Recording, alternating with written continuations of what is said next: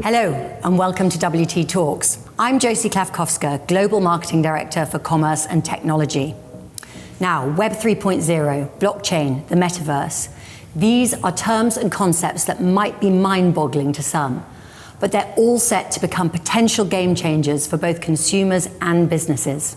Earlier this year, we ran a survey across the UK, the US, and China, interrogating senior leaders in IT, e-commerce, and marketing to get their thoughts on today's leading disruptive technologies. We looked at artificial intelligence, blockchain, Web3, and the concept of decentralized identity technology, the Metaverse and Extended Reality. Each of these has the distinct potential to fundamentally alter the current technological landscape, shake up the way we do business, and change the way we live our lives. And today, I'm going to be talking to some of our subject matter experts on the findings of the research and just how impactful they think these technologies might be. I'm pleased to invite to the panel Naji El-Arifi, who's Head of Innovation at Wunderman Thompson Commerce. He's walked and talked innovation with a great variety of companies, including Sainsbury's, Audi, and Shell. He's joined by Daniel Hume, WPP's Chief AI Officer. Daniel has over 2 decades of experience researching and implementing AI systems. And we're delighted to have Kathleen Edmondson, a Client Director at Wunderman Thompson Technology. She works with clients such as Mazda, HSBC, Shell, and Boots, and has been named by Beamer as one of this year's top 100 most influential people in digital and tech in Britain. What was quite remarkable and actually surprising from our survey was the high levels of confidence among business leaders around all 6 of these technologies, both in terms of understanding and, from what they tell us, adoption. Now, Naji, I'd like to ask you why you think there's such an appetite for these disruptive technologies, and what do you think is really driving it at the moment? So I think it's actually in 2 parts here. So the first is we've been hearing for years how influential some of these technologies are going to be. It's almost rammed down our throats every day. I'm sure we've all heard stories about the Metaverse and AI changing the world. So I think part of it is that we're just told that it's going to be really important. I think the other part of it is we're seeing how impactful technologies like AR already are, already are, considering that we're so early on in the life cycle of these technologies. So because of that, I think those are the 2 main reasons that we've got going on at the minute. And Kat, we've said, our respondents in the survey were pretty bullish when it comes to understanding and adoption, and maybe surprisingly so. And I think sometimes with these surveys, there's kind of an element of aspiration that creeps into the responses. So I'd love to ask you, what's the reality that you're actually seeing here among our clients? So I'd say across the board, we're definitely seeing clients look for efficiencies. So whether it's through innovation, automation, or upskilling their existing team, they're looking for ways to cut costs and actually help their bottom line. I would say out of the 6 technologies from the survey, AI is definitely at the top of the list. That's not very surprising to us though, considering it's been around the longest and we've seen some great case studies and use cases for how to commercialize AI. I would say when it comes to the remaining tech that we've actually named in this survey, except for a few disruptive startups, I would say that we are seeing also what the survey says, that it's larger companies who are the first to adopt this technology. Not surprising because they have the resources to invest, test, and then redeploy this kind of technology. Not necessarily that they're seeing an ROI from this technology as of yet, but they're dipping their toes into the water, they're getting a feel for it, and they're actually learning how their consumers are going to interact with it to make a business case for it. I do, though, think that we need to take some of the results with a pinch of salt. I think it was the majority of respondents said that they've either deployed or in the process of deploying this technology, and that's just not what we're actually seeing at this time. Now, I agree with Naji that they know about this technology, they're aware of it, and they might be talking about it, but I think the impact of actually putting it in place at a company and seeing the use case for it is yet to be seen. Yeah, thanks for that. And I think, Daniel, as Kat just said, when they are deploying it, AI seems to be at the top of the agenda. Now, AI is such an all-encompassing term for so much, but what are you really seeing businesses use it for? What are the top use cases? Yeah, when you synonymize AI with technology, then of course everybody claims they're using AI. And even the definitions that fly around AI are not very useful. Narrow AI, strong AI. These are not very useful because most of the applications that we see in business are very narrow, specific implementations of these technologies. We actually think there are 6 buckets, 6 categories of applying and thinking about these technologies. The first one is automation. We can use RPA, we can use chatbots, machine vision to automate simple tasks that humans do. The second is generative AI, so using these technologies to generate text, generate content, generate images, videos to help creatives, for example, improve their processes. There is machine learning, which is fantastic at extracting complex insights from data to help us understand the world and human behaviors. There's complex decision-making systems where we're seeing actually have the biggest impact in helping improve and optimize supply chains. There is augmenting humans, both in the physical world and the metaverse, and extending our reach. And finally, there is the humanization of people, so replacing human beings with interfaces that look and behave like humans, so avatars and chatbots. And we're seeing applications across these 6 domains really moving the needle for organizations.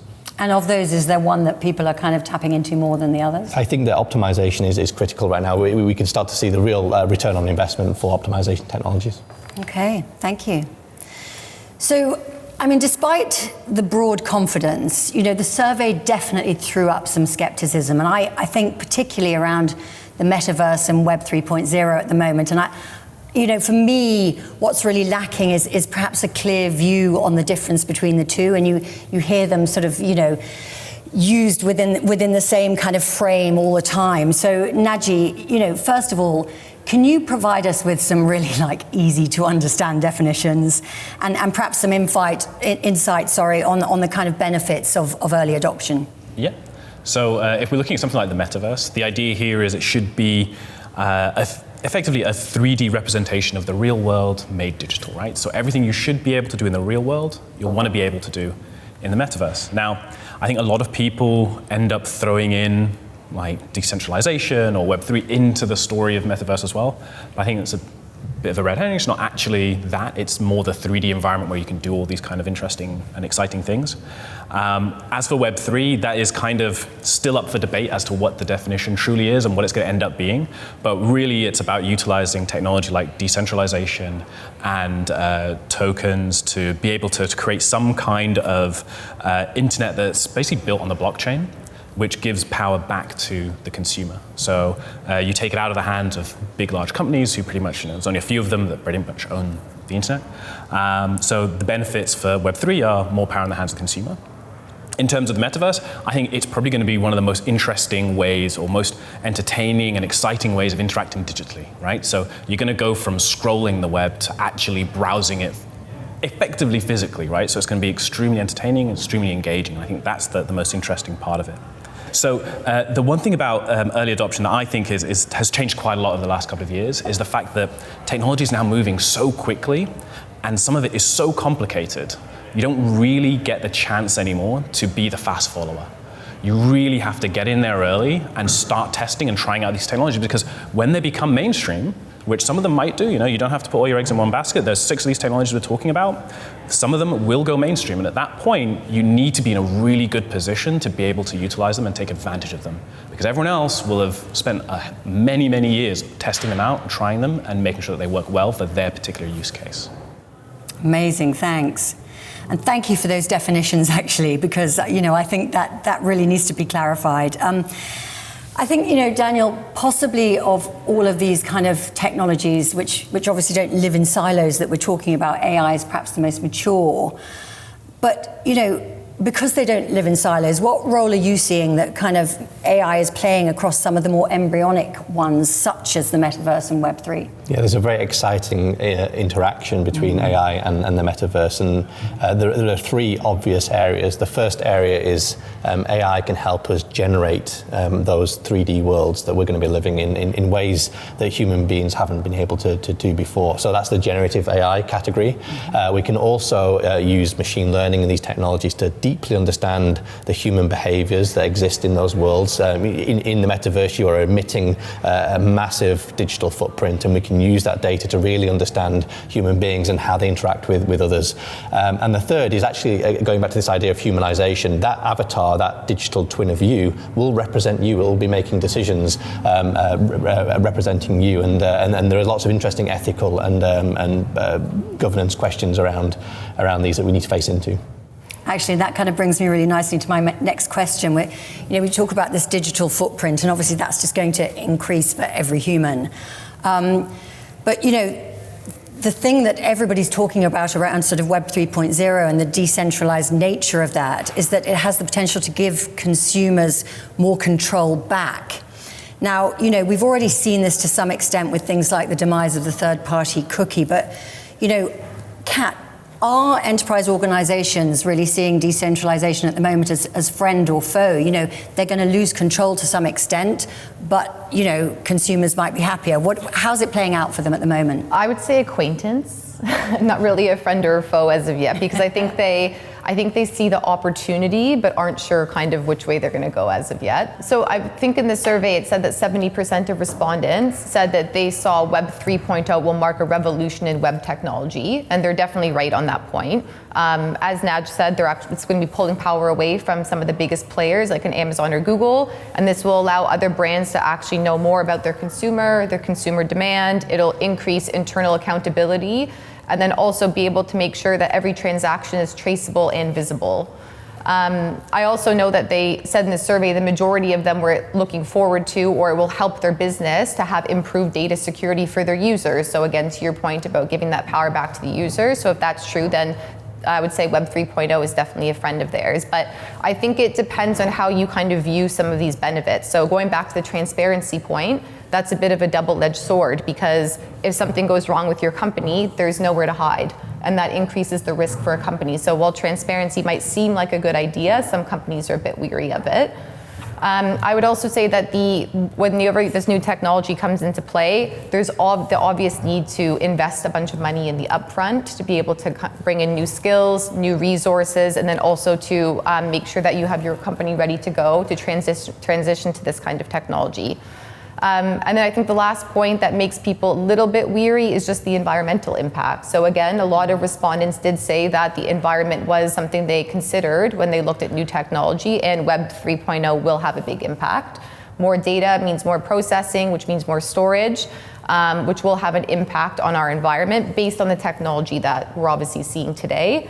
It is something that's being considered, and it is something that's being looked at, but it can't be ignored. Yeah, and I think that's something that consumers are definitely going to be very wary of. So just moving on now to, and really back to something you just said, Kat, about how organizations are going about implementing these new technologies. Now, the survey suggests that despite the confidence, actually business leaders are suffering from a lack of the right skill sets and talent. Now, Daniel, what's the real issue here? Is it simply that at the moment there's a talent deficit because it's all so new? Or is it that the talent tends to exist kind of, within specialist agencies like yours, for instance, but rather than client side right now? Yeah, I think there are three parts to this. The first is that companies are trying to attract talent, and they fail to realize that they're not sexy enough, or they don't have interesting enough problems to really attract talent. And a number of CEOs I know that have given budget to their CTO and say, go and build me an AI team, and they can't hire a single person. Mm-hmm. So I think the first challenge is how do you attract talent in the first place, whether you hire them yourselves or you work with a third-party agency. The second is, once you have talent, how do you mobilize them? And organizational structures need to change to be able to allocate these skills, these talent to solving problems that exist in organizations. And we're starting to see AI changing the nature of how organizations operate. But actually, we see a failure in a mismatch between the skills that the people are currently hiring for and the problems that they think they have. Companies are hiring machine learning experts, they're hiring data scientists to solve decision problems, and they're bound to fail. So, and that only comes with experience in understanding what are the right technologies to be applied to your problem. So I think that the right strategy for organizations is to create an augmented model where you have an internal team working with a third party that can bring deep expertise and experience into deploying these technologies. Yeah, and so that actually leads us really neatly onto to what I wanted to go on to talk to you next, which is kind of working with specialist partners. You know, obviously a lot of leaders are reaching out to specialist partners right now, and you already talked about the fact that, you know, it's quite hard. It's not necessarily seen as that sexy to kind of go and work in-house at the moment in a large organization around this kind of stuff. So Kat, you know, what do you think are the real benefits that external partners can bring at the moment to these things that just can't be offered in-house?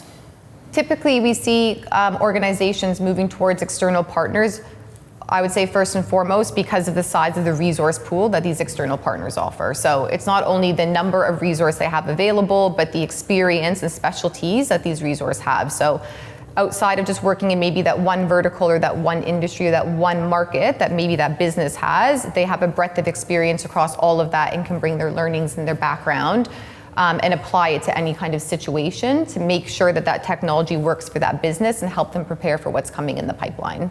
I would also say that with tech partners, what you can often get as well is a group of strategists, consultants, and analysts who can also offer insight into kind of the business change and how it'll affect existing business processes and help you put new processes in place. So I know often one of the limitations for implementing this kind of technology is the impact it will have on the business, and actually working with a third-party vendor can help you to actually mitigate some of those problems and those risks. Yeah, I think that's a really interesting point you make actually about that breadth of experience, and perhaps that kind of refers back to Daniel's point of kind of like, you know, bringing not necessarily the right people in to answer the right challenges. So Naji, I know you run client workshops on innovation for many of our clients. You know, do you sense that clients may need kind of more of a helping hand this time round with these technologies than they've perhaps needed in you know, previous waves of digital transformation? Yeah, so I think looking back at some of the stats we've seen in the report, so I think it was 2/3 of businesses said that they'd benefit from using a partner, and I think that's really true because, again, some of these technologies are really complicated. I think some clients sometimes are going into it thinking they're going to make money straight away or save money straight away. And the fact of the matter is that they're probably not for a while. I mean, if you're going into the metaverse thinking you're going to build a store and you're going to make it profitable, I think that's probably the wrong way to look at it. And so I think partnering with someone who has that deep expertise that Kat and Daniel were talking about, I think is really helpful because you don't have to go out and spend a huge amount of money trying to get in that resource that's almost impossible to hire in. You can just, you know, grab someone you really like who works very well in a certain particular technology, work with them to build a strategy so that as and when the time comes, you can build up that team nice and slowly and make sure it's nice and robust, and that it lasts a long time. It's not going to be a one-hit wonder or just some gimmick that you throw in for the column inches. Yeah, and I guess equally you can scale it more quickly too. Yeah, exactly. Okay, so I'd love to move the conversation now beyond just the realms of our survey and look at a few other issues. And you know, at the heart of many of these technologies lies the sort of critical role of data.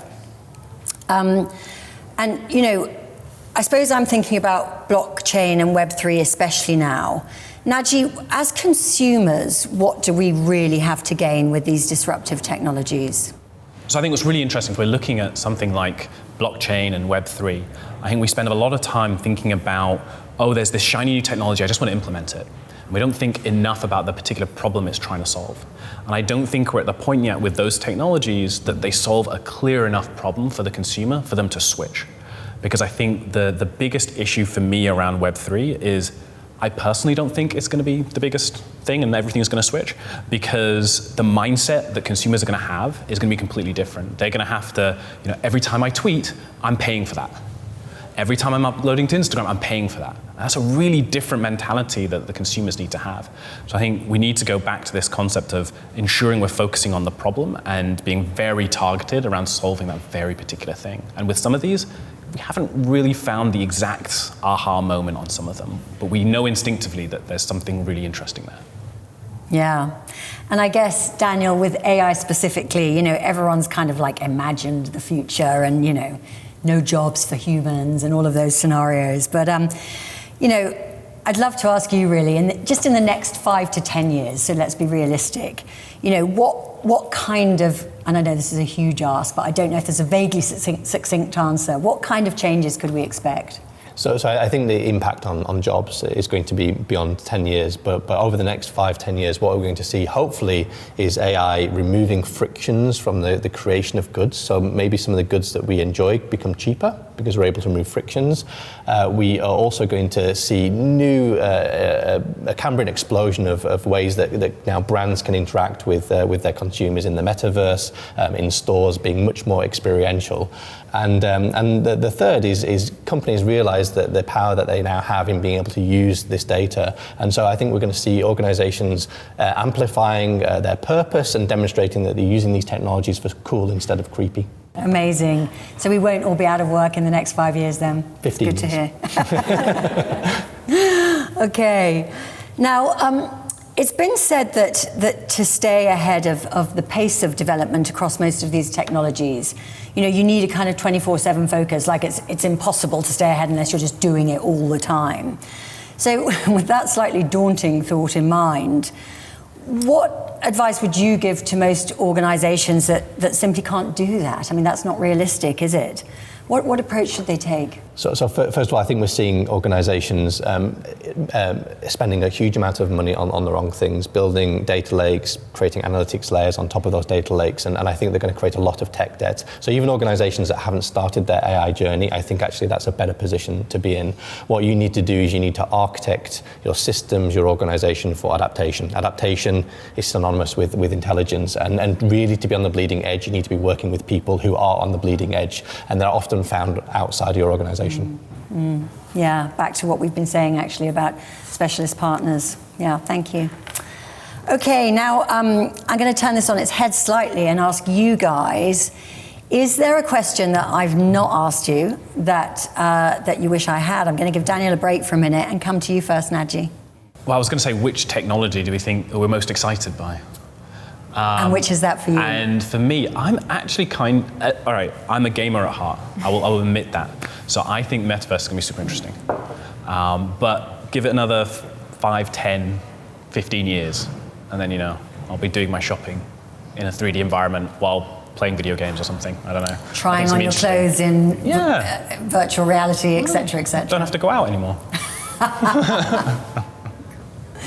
Kat, do you share Naji's desire to stay in? What will excite you about it? I actually agree. I think the metaverse would be super exciting because if you can even just walk down the high street and bop into different stores and try things on, I mean, I'm not saying I would necessarily like to do that, but I think it would be a very cool experience to be able to do that. Cool, thank you. And Daniel, to you, is there another question that you wish I'd asked that I haven't? Well, first of all, the answer to the previous question probably should be AI, but actually, AI